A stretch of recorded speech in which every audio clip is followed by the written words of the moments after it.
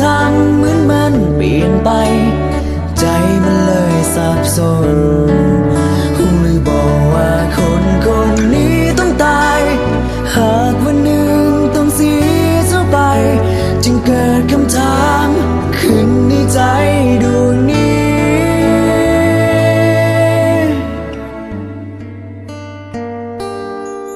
วันนี้จะยังหากันมองและต่อไปนี้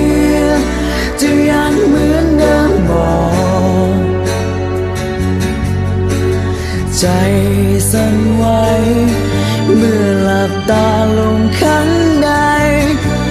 หวั่นไหวเมื่อตื่นมาต้องเสียเจ้าไป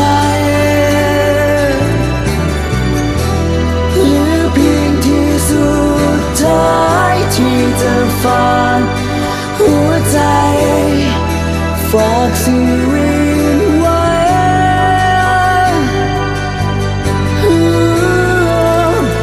ให้กับคนนี้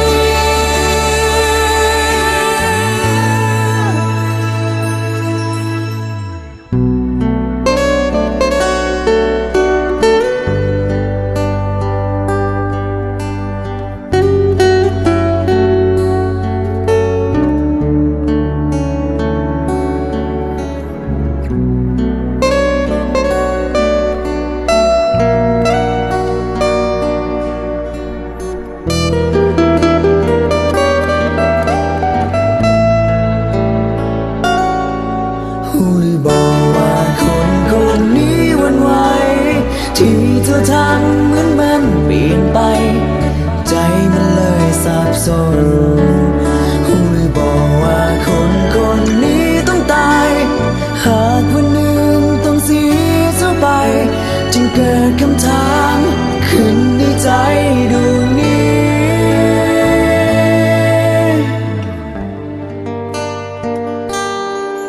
วันนี้จะยังหากันมองและต่อไปนี้จะยังเหมือนเดิมบอกใจสั่นไหวเมื่อหลับตาลงข้างใด